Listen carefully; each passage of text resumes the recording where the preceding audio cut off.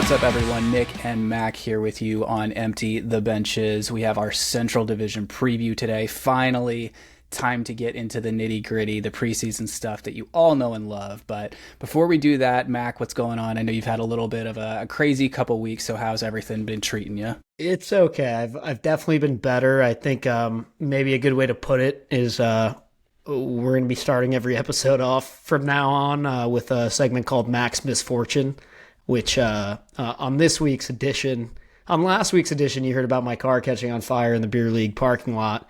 On this week's edition, you'll hear about how I paid a lot of money to fix it, still not fixed, drivable, tried to drive it down to my uncle's body shop in Illinois, about an hour away from here, got it there, was supposed to pick up a loaner car from him, got in the loaner car, drove like 2 blocks, and the loaner car started making like the craziest noise of all time. So yeah, I called my uncle, played the noise over the phone for him, and he was like, "Oh yeah, that sounds like shit. You should drive it back to the shop." So I drove it back to the shop and then proceeded to drive my car all the way back to Illinois until he could fix the loaner.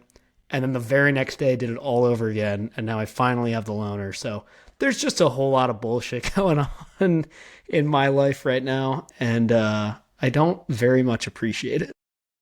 It's never fun, especially I feel like car pain has just been a recurring theme on the show throughout our years. So I know all too well what it's like when you're like, all right, I'm going to pay to make this problem go away. Yep. It's like, that's kind of like one of the logical things you do when you're an adult human being. You know, it's like, I got to pay rent, I got to buy groceries, I pay, and then that problem goes away. Yes.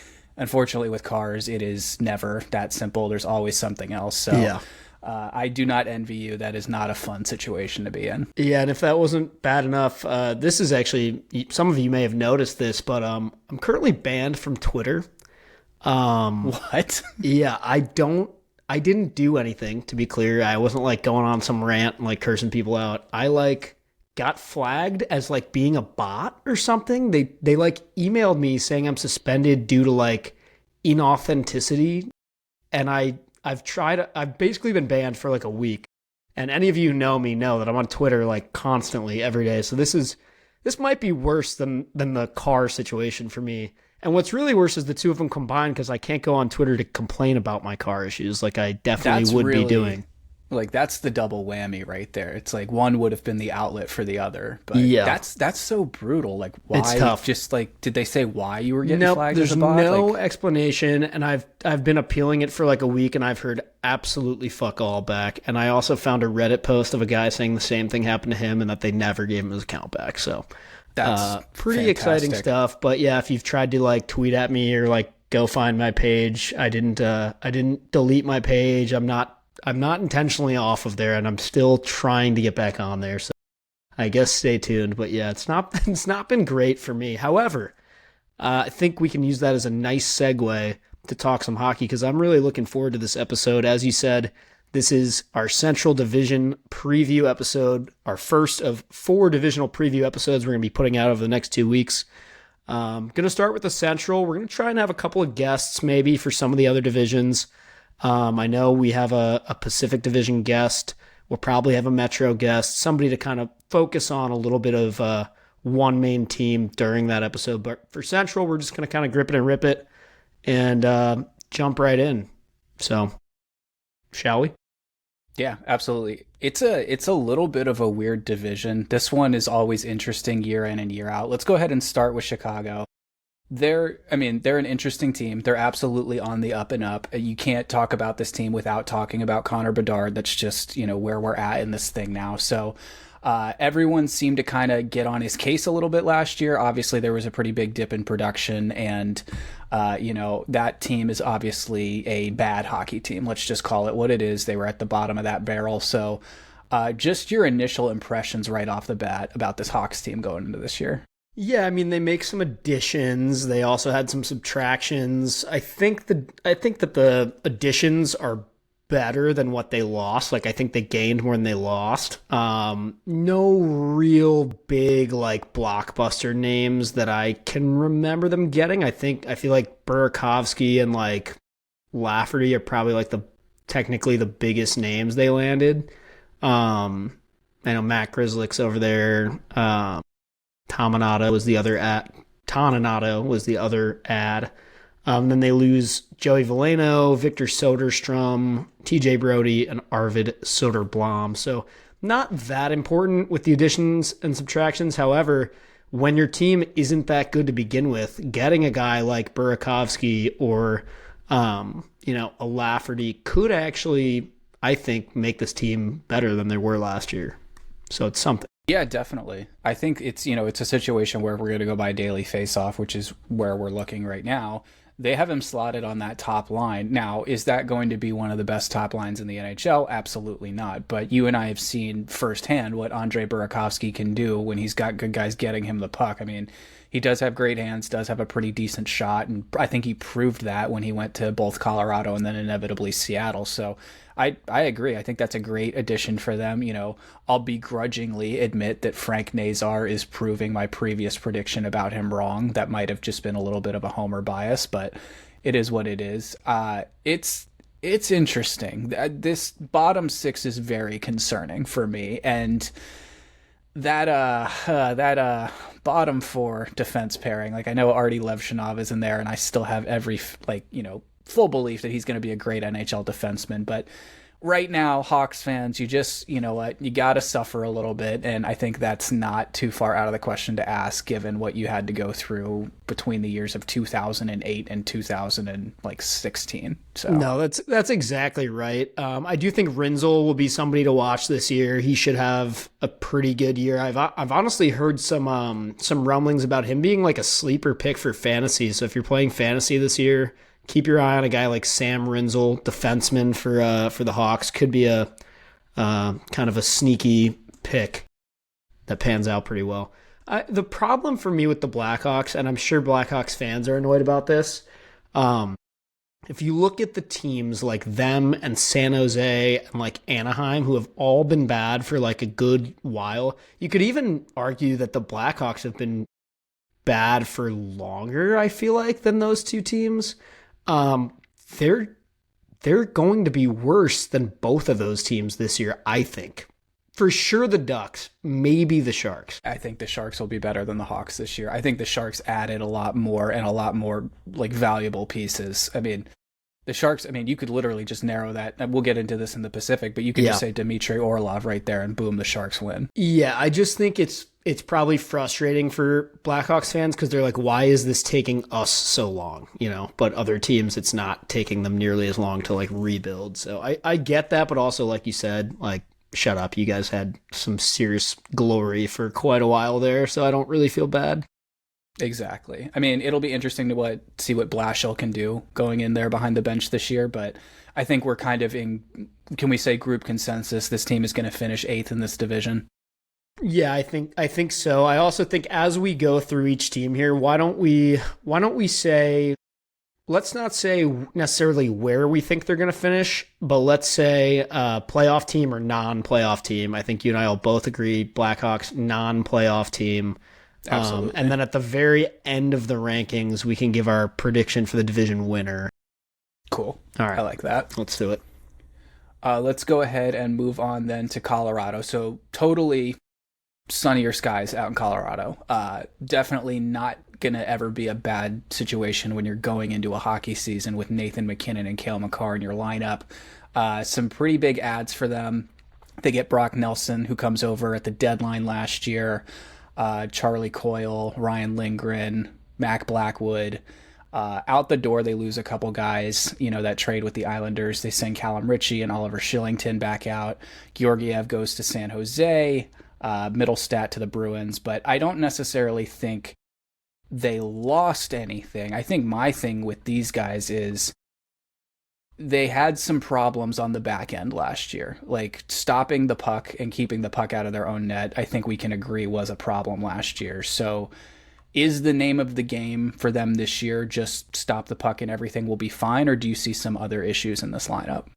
I think that's probably like their biggest issue if I had to pick one, like particularly, and again, like don't crucify us if we're getting some of these lineups wrong because we're going off daily face-off and it's still 2 weeks before the season. So we know there are going to be guys that don't make the team or do make the team that aren't on here, et cetera, et cetera. But going off of what this could look like, they definitely have some depth D issues. Pretty strong on the right side if it does end up being Makar, Manson, Burns. I like that, but on the other side, if it does end up shaking out this way as Toews, Sam Malinsky, and then Keaton Middleton, some guys that are going to need to prove themselves for sure.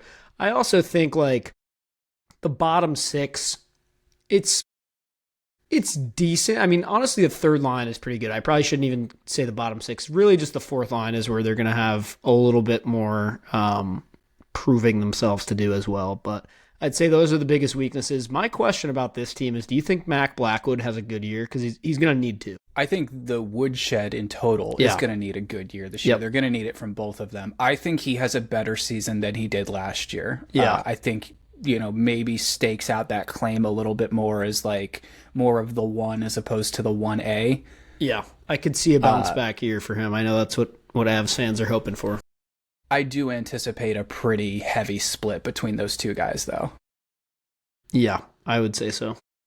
I think the big thing for this team is no matter how your regular season goes, your successes are going to be judged, with Nathan MacKinnon and with Cale Makar in the lineup. It's how you do in the postseason. I mean, they've already done it. They've been to the Stanley Cup final. They've won a Stanley Cup, So last year when they get, one of the craziest first-round matchups we've ever seen with the Dallas Stars that goes 7 games, obviously they don't end up getting that done. I think that's just going to be something for them this year. They need to get out of the first round. It's getting harder and harder in that Western Conference. It was sort of crazy like that with the East. Now we're seeing that shift over to the West. So what do you think is like the ceiling for these guys going into the postseason? Is this a second-round playoff team? I certainly think they could be. I think we're both in agreement this is a playoff team. Absolutely. Which that in and of itself is it's saying a lot, honestly, because the Central Division, you mentioned it at the beginning, it's a weird division. And when you think about, only for certain 3 teams are going to make it, maybe as many as 5. There's even if there's 5 teams from this division that make it, there's going to be a good team that doesn't make it, because I think that 6 of these teams are pretty darn good hockey teams going into this year. I agree, and 5 of them made it last year. The Avs just broke that 100-point barrier. They were 3rd in this division with 102 points.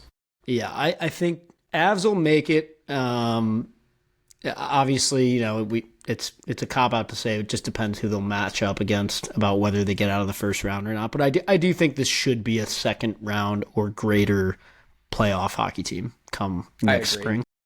Who's the X factor for them? Who is like, someone you're looking at in this roster going, hey, like if they wake up, this could be a completely different story? I genuinely think if the woodshed, and particularly if Mackenzie Blackwood has a good year, they could win the division. I think that like could be their ceiling. Wow. If he's that good, that could turn this team into the top team in the division.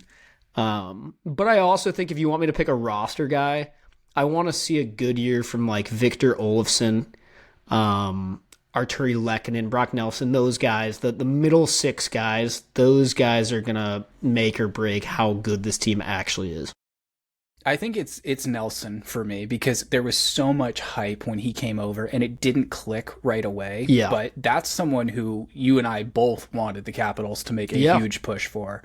And especially with this team now, they used to have their C1 and C2, it was like no brainer who that was going to be. And then, Rantanen goes away and then Landeskog gets hurt. And then it was like, oh crap, we've got one great line and then no one to center anything else. So I think it kind of comes down to Brock Nelson for me this season. Well, and this is their first full year theoretically with Landeskog too. So that's like another, since 2 years ago, it's been two years now since they've had a full year of him. Yeah. So that's a big deal that's also going to give them a big push. It should anyway.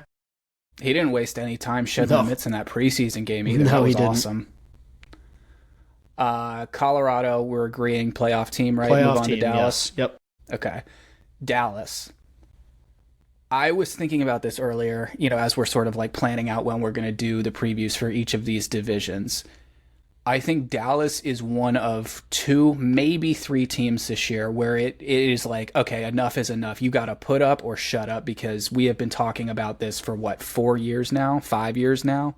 I mean, and I think the thing that really bugs me about this, and I'm not even necessarily a Stars fan, I do tend to pick them a lot because I think, this roster is loaded. How are you not winning with a roster like this? And you get even better last year with going to get Mikko Rantanen. I know they had some injury issues with Heiskanen missing a decent amount of time, but I mean, Jesus Christ, this team needs to do something this year. It's kind of like the poking stick emoji. Like, come on, do something. Like, I don't really have another way to describe it other than that. Yeah, let me know if you think this is a fair comparison. I'm gonna do a hockey to football analogy. In a way, the Stars this season kind of feel like the same amount of pressure that I think is on the Baltimore Ravens this year, where it's like that's so good. We know you're a good team. You've been a good team for several years in a row. You've got some seriously promising young guys. You've got some seriously tenured, established veterans in the lineup too that should still be able to compete and help your team. So why is it that you can't put it all together in the playoffs? And like you said, it's time to do it or not this year. So I think that's kind of how I look at the Stars this year. Ottinger, he should have a good year. I'm not too worried about that. It's more like some of the depth guys on offense. Like Jamie Benn is such a big question mark to me every season, because you just don't know if you're going to get this like actually effective 25 to 30 goal scorer, or if he's just going to be kind of lazy and people are going to be saying, why is he still on this team, blah blah blah. It seems like it switches off every year, even throughout the year. But I mean, a third line of Jamie Benn, Matt Duchene, and Tyler Seguin should be pretty good. That should be a pretty good third line in the NHL. That should be a top 3 third line in the NHL. Yes. That could be Chicago's first line. Let's call it what it is. But absolutely. That could be a lot of teams' first line. Absolutely. I totally agree with you. We've talked about the Ben thing at length over the seasons, and I think we've all kind of been at the point where we're like, okay, get this guy off the team. Oh, wait, now he's trying again and looks great, So if it's something where we get, postseason Jamie Benn, where he had it was 4 goals in 5 games throughout, I think to start the postseason last year or something insane like that.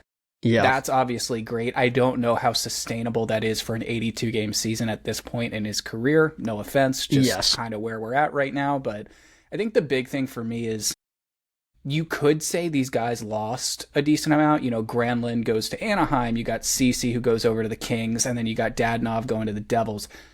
I think, not to knock those players in any way, Mikael Granlund had an unbelievable postseason when coming over to the Dallas Stars, but I think these guys that they're losing, I don't know if that's necessarily hurting them all that much. That roster is so deep that it is sort of next man up mentality. And I think one of the best things about this Stars team is they're young guys. They really contribute right off the bat.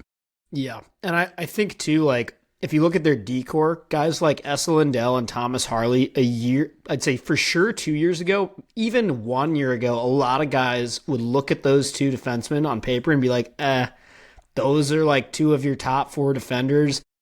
Not this year. I think both of those guys have very clearly established their names as some of the top defenders in the league, and I fully expect them to do that even more this season. I think Harley is one of the best defensemen in the league. I genuinely believe that.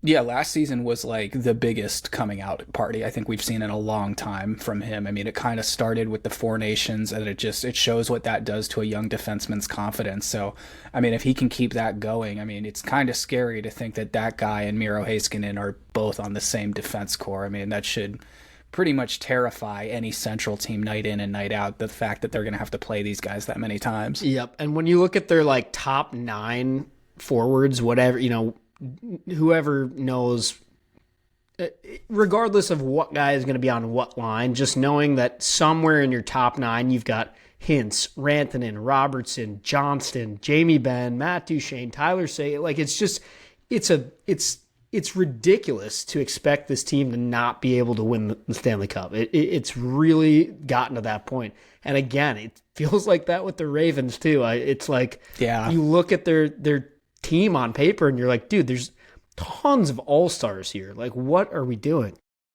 Great question. And I know that's fresh in both of our minds after the incident that will be referred to as the Lions game. But Jesus Christ. That's exactly like sort of where my frustration was when I opened this thing up. It's like, this team needs to do something. So I know we've been saying, for 2 years now that it's cup or bust for McDavid and the Oilers. I'll ask you this. Is it cup or bust for the Dallas Stars, or is another third round or, potentially Stanley Cup final appearance satisfactory for this fan base? No, I think it's not satisfactory at this point. I think it wasn't even really satisfactory the last year or two, but I think to do that again this year would just be such a punch in the teeth. And I think maybe a full year of Rantanen now is something that could get them over that hump. I mean, we saw how much he turned it on once he did turn it on in the postseason. I'm excited to watch him for an entire season in Dallas. Yeah, couldn't agree more. I think this team, like, not to say, I mean, this is just part of the Stanley Cup playoffs. They've had some of the craziest first and second round matchups we have ever seen in the last 2 years. That is true. That's fair. They had what 2 years ago it was Vegas in the first round, think and so. then they get Colorado in the first round this past season. I mean, that was wild. Speaking of wild, let's go ahead and do mini. So, also, Dallas Stars playoff team, obviously. 100% playoff team. Okay. I think it with them, it doesn't even matter regular season. It's just get in and you'll be okay. Mini. All right, we have to start with the big issue right now, and that is that Kirill Kaprizov is not signed, or he's due for a contract here. So I know the media is kind of, doing what it usually does, and they're like, oh my God, where is he going to end up? So how strongly do you feel that he will be wearing a Wild uniform? Like next year, or like for the foreseeable future, or both? I think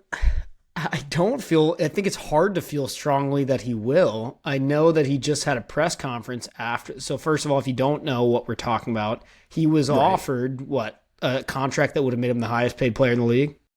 Yes. And he denied it. Correct. And so it's kind of like, why would you say no to that unless you don't want to play in Minnesota? That's the only plausible reason most people can think of for denying a contract like that. However, he just had a press conference. I didn't watch the whole thing, but wasn't part of his quote like, come on, guys, I love it here. I love it in Minnesota. Like, he said something like that, and everyone was like, right, but... Yeah.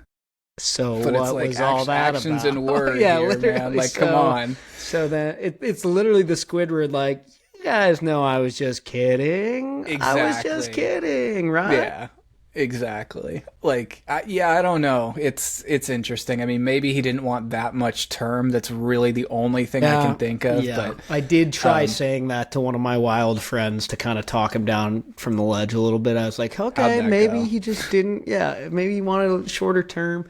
I mean, to be fair, that is kind of a plausible explanation because the cap is going up a bunch. It's going to continue to go up. There are players. I don't know if you saw the Athletic just released their annual like anonymous player poll where they poll players about all kinds of different things. One of the recurring themes in a lot of the questions that were asked this year was about like questions like, would you be more willing to sign a shorter term contract like in the next couple of years as opposed to a longer one? And like an overwhelming amount of players were like, yes, I am now more open to shorter term than I ever have been.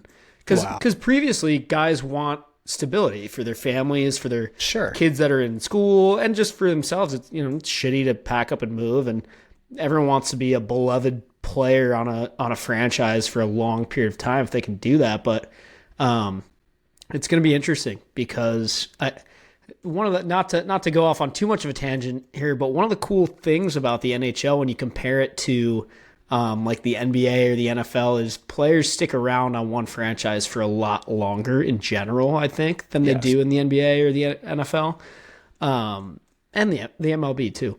But it'll be interesting to see what happens with that, like moving forward. Like obviously we've got the era that we grew up in with Ovechkin and Crosby. Those guys, lifers on the Capitals and Penguins, probably.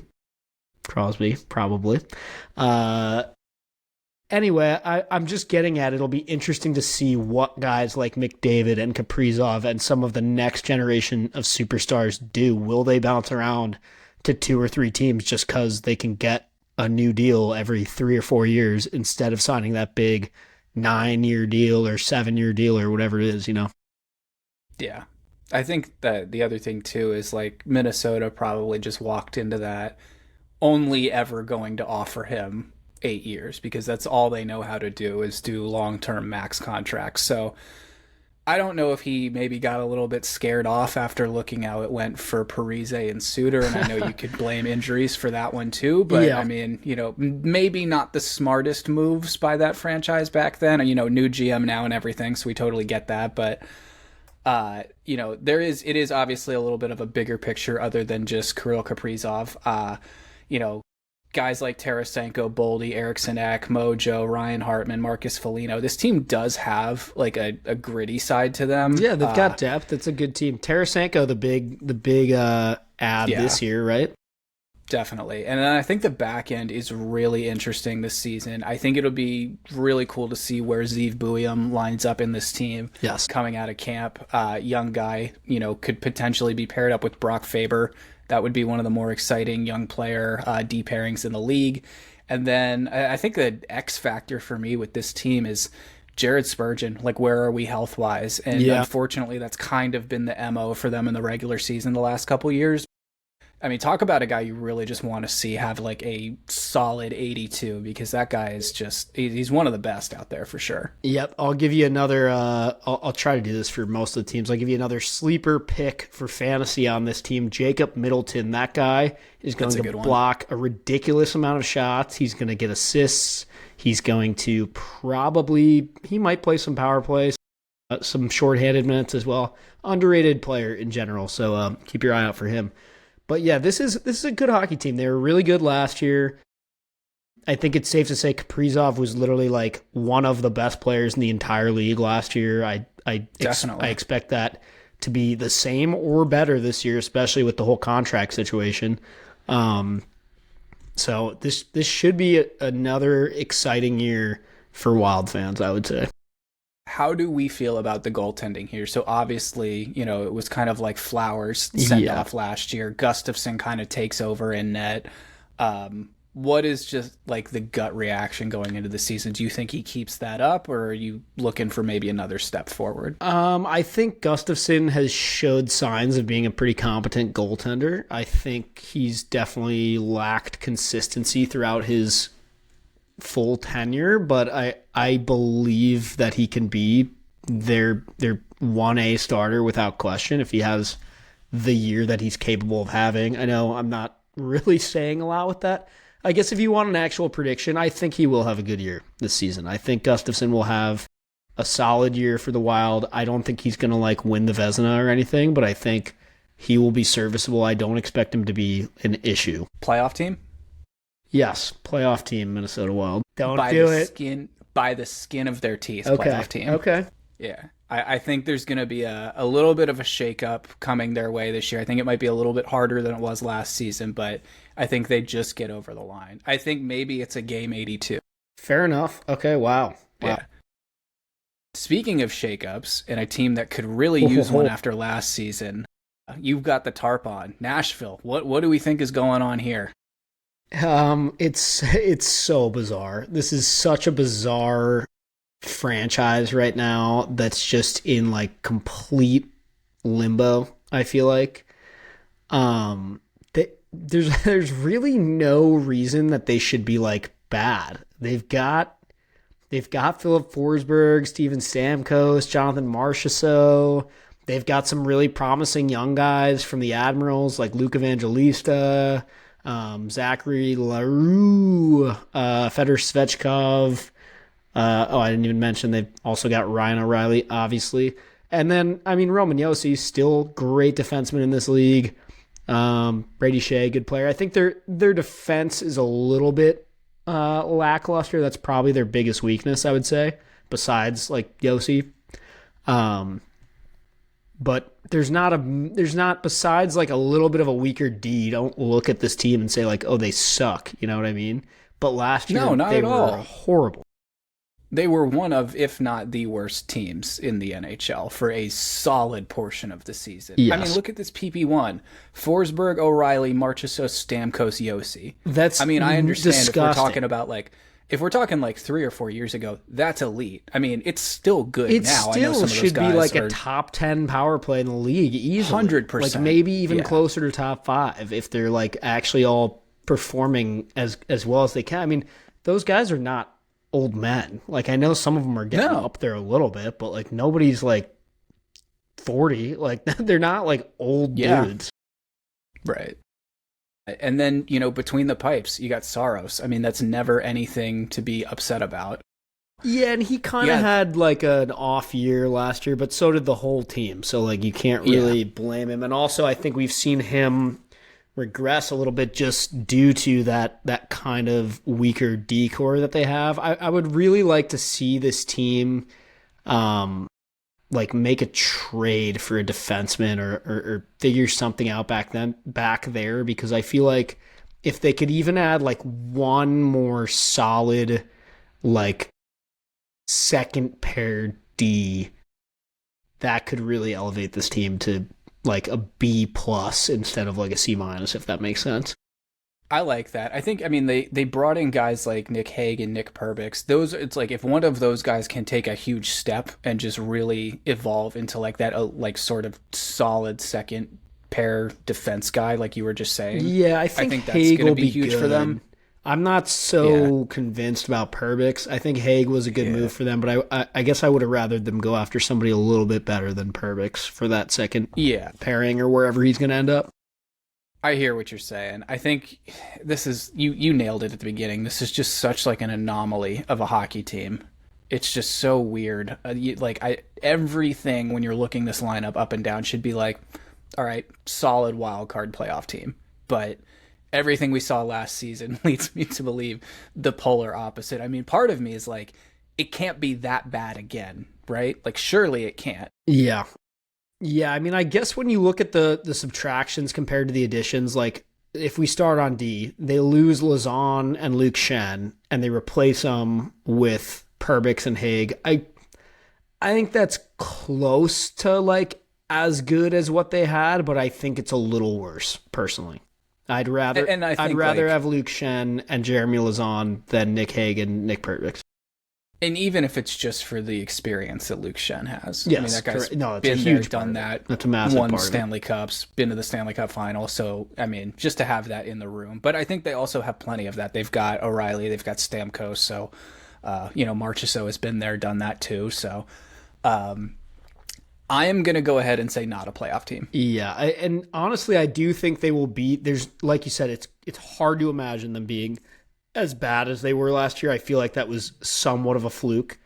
Yes, but I just think the competitiveness in this division is too insane for me to confidently say this team's going to make the playoffs. Because if I say they do, I'm not sure who the fuck else to say doesn't. It's already going to be hard enough for me to choose who doesn't. So. It's the conference too. There's going to be teams from the Pacific that I think they're going to have to battle out. Exactly. Yeah, and I think some teams over there got a little bit better than these guys did in the offseason. Well, you said it like last year. It was the Central that sent 5 teams to the playoffs, right? I don't think I'm not sure we're going to see that again. I could see a 4-4 situation potentially, or I don't know. It could swing. It could swing 5-3. I guess we'll have to find out. I do expect Blockbuster Barry to make some moves this season, though. Yeah, he's the type of guy that I feel like he's not going to go quietly into another dead season. Like, he's going to kind of have his finger on the trigger pretty early, I would expect, for this year. Yeah, he's not just gonna sit there and let that happen. Like if he needs to move someone to do it, you and I both know he will do that. So yeah, that's gonna be wild to see. Let's move on to the St. Louis Blues. These guys were really interesting. I think they gave us one of the most, if not the craziest Game 7 we have ever seen with Winnipeg last season. So that alone, I think, was worth the price of admission for Blues fans. I was just itching for hockey the other day so bad that I watched the full 20-minute highlight video of that Game 7 just for fun. It just reminded me how freaking sick that was. That was one of the most insane sequences I've ever seen, because I remember our group chat during that game was insane. The Jets go out to a 2-0 lead. We're the Blues go out to a 2-0 lead, and we're like, oh my God, get Hellebuck out of there. Yes, this is terrible. That's right. He sucks. Yeah. And then, he stands on his head for the rest of the game. They tie it with 2 seconds to go, send it to overtime. I mean, yeah, that was just wild. Yep.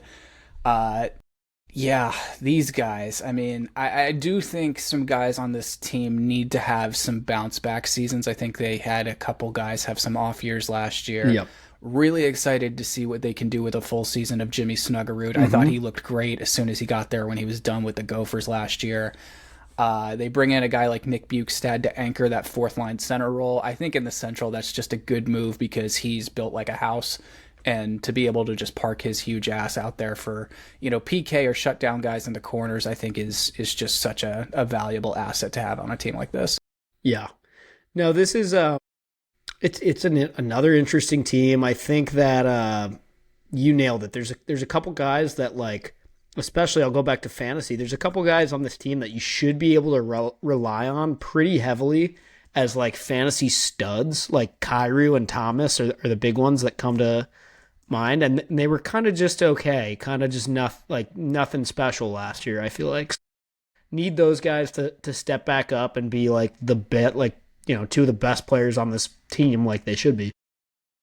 And you mentioned Kyrou. He's kind of been one of those guys, one of those 3 or 4 guys that just every trade deadline, that name comes up and it gets circled every offseason. Yep. And I think now that Ehlers has been moved, he's probably going to be the guy every deadline where they're, he's 1A or 1B for guys that could get moved there. Yeah. What do you think of the defense on this team? I thought Cam Fowler shut everyone up last year. He had a fantastic season and an even better postseason. I mean, he was unbelievable out there. So you want to talk about fantasy steals. If that guy can keep up what he did last year and just eat 22 to 24 minutes a night, I think there's fair. a legitimate chance that he eats a lot of pucks. Guy. Other than that, Falk, Broberg, Parayko, Fowler, Tyler Tucker, Logan Mailou, if that's what they end up going with, top 4 is great in my opinion. I mean, good, not great. Let's go with good. Yeah, good. Fowler, Parayko's a good top pair. I think a lot of teams would kill to have that. Broberg, Falk is okay. If Broberg can step up with letting that elephant gun go from the point, they could be in business. Falk has also the last couple of years just kind of regressed into a that guy used to be one of the most talked about defensemen every year, I feel like. Yes. And he's not bad, but he's just kind of just a normal defenseman now, it seems like.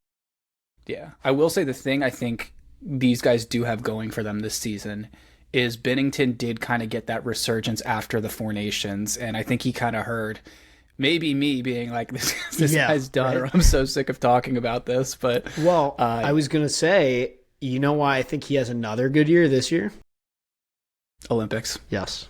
I genuinely think we've seen that this guy is fueled by his country like that, and I mean I have never seen a guy so locked in, a guy that I did not believe in whatsoever, as he was in that Four Nations. I ate my words. I think I said it on the next episode too. I was like, I owe Binnington an apology because I did not think he was capable of doing that, but he shut me right up. And I do think he'll have another good year because of the Olympics coming up. That's a fantastic point. I think a lot of guys on that roster are going to be vying for Team Canada spots. I know Bob Tom is probably up there. Kyrou's probably trying to get onto that team. So here's a it'll question. Be interesting. Is Torrey Krug dead? Is that guy alive? That is a fantastic question. I sincerely hope he's alive. I think at this point it's over, right? I have no idea what his like injury status is. I just know he hasn't played and been effective in like I forever. remember seeing something that he was like done, but oh yeah, Done? he said someone said he had career-ending surgery, and then he said it's not the end. So interesting. Okay. Yeah. So are we gonna put him in with like Robin Lane or Thatcher Demko, like where in the world are they kind of like saga? That's just another one where it's like even if he does come back, what are we looking at? Because I love the guy, you know, Sparty legend, but we're probably looking at he's not old, a good year and a half away from competitive hockey, right? Is he in his 20s still? He's gotta be. I feel like there's no chance he's 30 or more. What do you want to set the line at? I'm gonna say he's like 27. He is 34 years old. Are you fucking kidding me? Yeah. What in the world? Why do I feel like he has not even been in the league all that long? Yeah. All right, he can be done then. Never mind. That's fair. That's like a normal-ish retiring age. Never mind. So would you say that for these guys pushing the Winnipeg Jets to Game 7 last year, that was a massive like win for that franchise? Yes. Were they overachieving a little bit? I definitely thought so. I'm not even sure that they expected to be in the playoffs. So yeah, I think that's a great point. I mean, it kind of was like that Four Nations thing, and Binnington was like, "Oh wait, I can just continue doing this. Yeah, like maybe I am good." Yeah. Playoff team or not, I will be saying no. Okay. Unfortunately, I don't think they replicate what they did last year. I'm not saying they're going to yes. be. I'm not going to say they're going to be bad, but I just again the competition. I've got somebody else in instead of them. Okay, we'll get there. I think maybe this is another one that like sort of like what I was saying about Mini like sneaks in. I think if so, it's definitely a wild card thing. I don't necessarily see these guys being top 3. I think we know who's 1, 2, 3 in this division, but yeah, crazier things have happened. That's for sure. Let's do the Mammoth. They now have a name. They now have a logo on their sweater that's not just writing. So what do we think for the first season for Manny and the Mammoths? Exciting stuff. Even if it wasn't necessarily the logo or the color or whatever that everyone wanted, it's exciting that they finally have their own identity. I'm excited to see some fresh tarps on the ice. I know that. Yeah. Big additions for them. JJ Peterka, they get in a trade from the Buffalo Sabres. They also signed Brandon Tanev. Love the Nate Schmidt signing. That was awesome. Brian Dumoulin, interesting one, acquired via trade from the Kraken.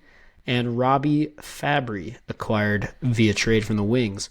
They also lose Kesselring, Josh Doan, Jason Zucker, Matt Dumba, and Troy Stetcher. So a lot of stuff going in and out the door in Utah. This is kind of a fresh team, but still got that core of Cooley and Keller and McBain and Schmaltz. Those guys really kind of taking steps forward every year, it seems.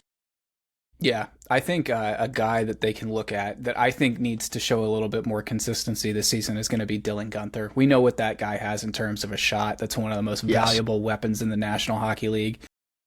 I think that guy, we need to do something where that needs to not just be 5 goals in 10 games to start the year and then nothing for 25. Like that November to January range, there needs to be consistent production. So, I love the guy, would love to see him rip it up out there. I think that would be fantastic. And then the Peterka move, I'm like, Buffalo, what the hell are we doing? Like, have we not learned to not give away all the toys that you've been given? Like, oh my God. Did we not learn with O'Reilly and then Eichel and then Reinhart? Like what are we doing? But fantastic move for the Mammoth. I think he's absolutely going to rip it up there. Yeah, I think this is going to be a fun team to watch this year. I think they're lacking a little bit in I don't know how I feel about the center depth in terms of being a team that keeps the puck out of their own net. I'm not saying those guys don't all have offensive good flashy talent. Yeah, should be a good over team. Although I've been reading again. Here's another fantasy tidbit here. I think Vejmelka could be a good pick once again this year. And I'm not saying maybe as your number 1 goalie on your team, but I think he could be a steal as your number 2 or 3 guy. think he'll play a lot of games. I know they have Vanacek now, so I'm not totally Right. sure like what's going to happen with that. But I would expect Vejmelka to get the lion's share. So that's really interesting. I like their D a lot. I don't know how you feel about their too. D. I think it's a really well-rounded group of 6 guys. I think with Cole and with Mata, you're probably looking at maybe some durability concerns now. Cole just with age. Mata obviously has a ton of injury problems in the past. I know you could say that about Nate Schmidt too, but I agree. I like this D-core. Key for them is going to be Sergachev. If he can stay healthy, that's going to be the X factor for them. Yeah, and I like Sean Dursey back there too.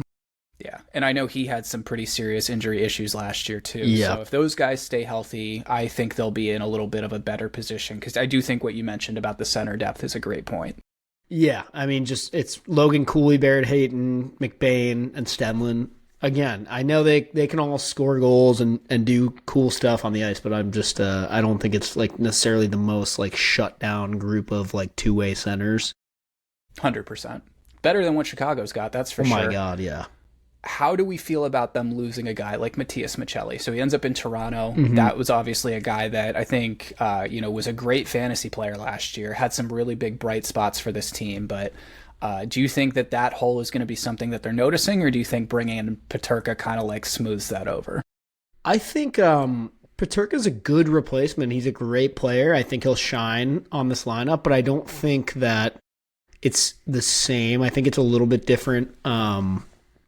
Michelli was a force, and I feel like he fit in real well with all of those like young guys that I mentioned before on this team. Like that he was part of that like identity. Like I really just think of like, the Kellers, like Keller, Cooley, Gunther, Michelli, like Krause, all those guys I feel like kind of came up together like in that system. And so a lot of them were in Zona together too. Yes, exactly. That's what I'm saying. And I think like maybe that does something to it, just from like a that was my buddy situation perspective. Yeah. But I think like in terms of offensive production, like Peterka should be a good enough replacement for that. Like I think he's an excellent playoff team.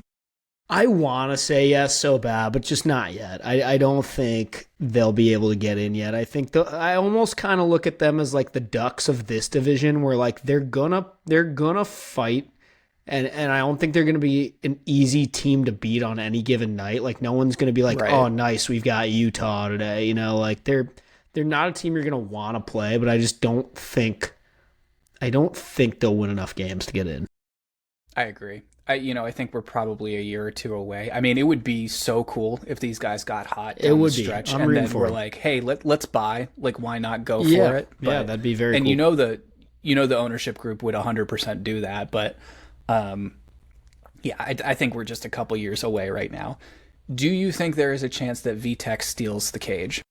There's a chance for sure. I think Vejmelka, he was hotter down the stretch because he had to be, because what's his name? Ingram was injured for a lot of last year. So Vejmelka kind of had to start like a shitload of games down the stretch.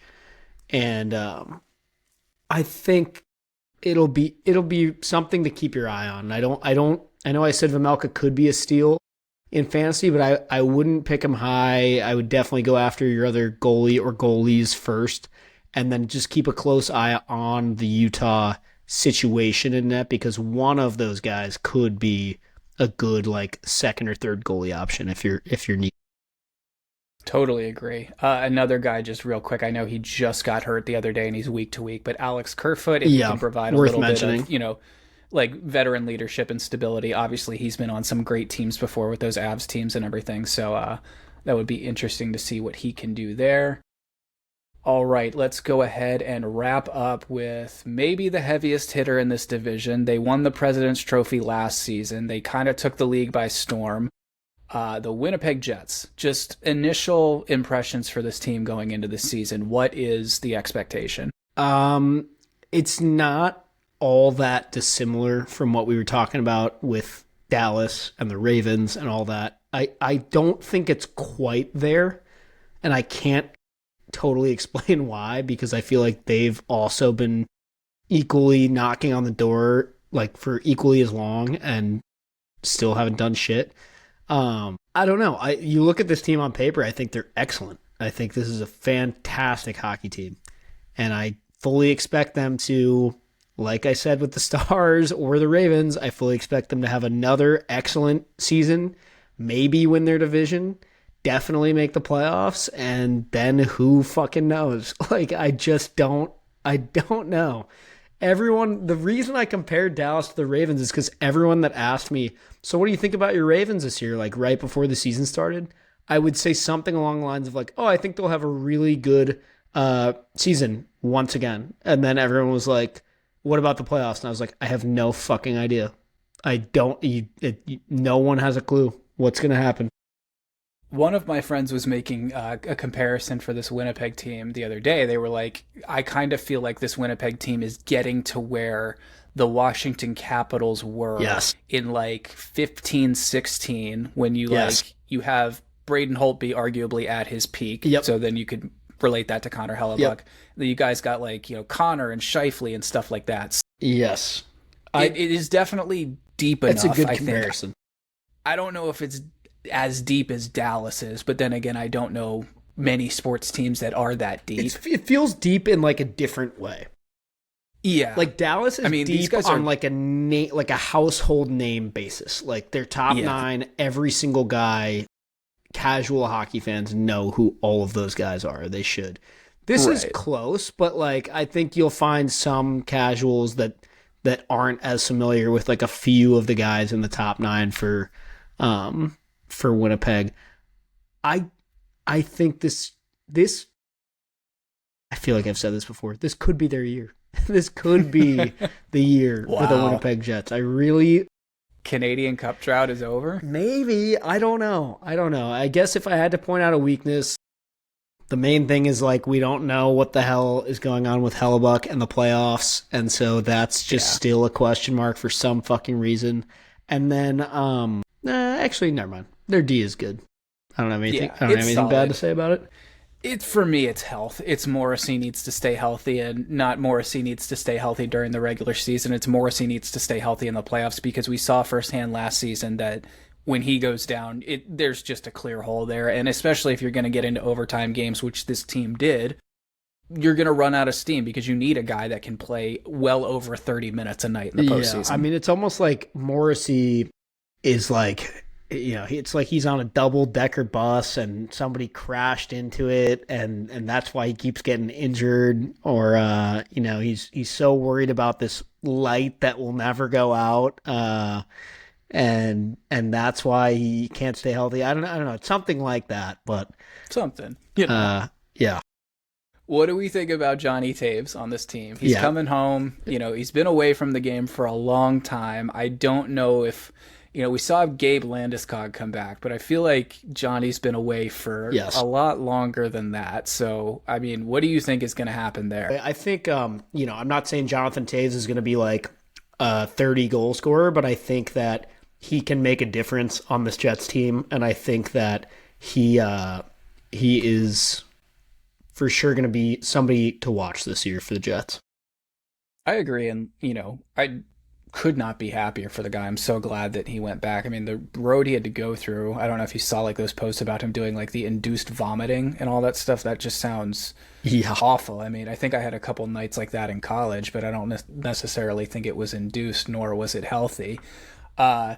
Question for you. I don't necessarily know that Nick Ehlers leaving this team is as big a hole as a lot of people think. Don't get me wrong. He's incredibly skilled. He's incredibly fast, but I think you and I both saw in the postseason last year, he does kind of become a very one-dimensional player. Well, it's just like you look at this team and you don't really see that hole. Like, I don't see a hole in their forward group. And now I know that, like, yes, they added Toews. Yes, they added Nyquist and Tanner Pearson. I'm not saying any of those guys are going to replace what Ehlers did, like, barrel for barrel, but I do think as a whole their forward group is fine with the way it looks. Yeah, I agree. All right, so playoff team? Playoff team for sure. Okay. You agree? Winning the division, maybe? Yeah, it's time to pick the division winner. I am going to say my division winner is the Dallas Stars. It is. Okay, I'm going to have to agree with you. Okay. I think these guys are a very close second. I think we get like a dog fight in like the last 20 games for who takes this division. Yeah, and I expect Colorado to be like in the mix too. I really think those will be the top 3 teams. And then I think many will get in after them, but I think those are the only 4 teams making it from the Central this year. That's my official prediction. Yeah, I said no to many. I think maybe St. Louis gets in there, takes that spot, but right. I would agree. I think we're in consensus that like Mammoth, probably not. Preds, who knows? And then the Blackhawks, absolutely no chance in hell. Yes. Yeah. Any other like things excite you about the Central Division this year before we wrap up? It should be fun. I know you and I are talking about going to a Blackhawks game, which right. this is probably a good time to announce that you're going to be in Milwaukee soon too. I am. So yeah, it's coming up, the yearly pilgrimage. Indeed, you should see some stuff on our socials about this. You won't see it on Twitter from me because I'm not allowed to go there, but you will see it from our account, hopefully. And you'll see it on our Instagram and all that good stuff. So big party at Elwood's pregame and postgame for the Milwaukee Admirals home opener. We're going to be doing a lot more this year with AHL, with college hockey, kind of expanding our horizons into different leagues, not just those 2 as well. We're going to be doing some stuff with some other leagues abroad as well. So that'll be exciting. But for now, I'm going to do a big launch for some coverage of the AHL. And while Nick is in town, we're talking about going to a Blackhawks Canucks game in Chicago. So that's to answer your question. Other things I'm excited about regarding the Central Division, one of those is going to that Blackhawks game soon. Yeah, I'm pumped. I haven't seen a game at the United Center. I know we did that Blackhawks preseason game at Fiserv last season, and that was awesome. So I feel like, seeing one at the United Center would just be electric. And then, cool matchup with the Canucks in town. You got Bedard going up against Quinn Hughes and everything and all that entails. So can't really say no to something like that. It's going to be awesome. Yes. Yep. I can't wait. So I guess besides that, just, this is, like I said before, first real episode of the season, first episode of our 4 division preview episodes. So if you're finishing this episode up in real time, you shouldn't have to wait long for our Pacific Division preview episode, which will be coming up next. And if you listen to this, I don't know, a day or 2 after we dropped it, well, then the Pacific one is probably already out. So go find it and check it out.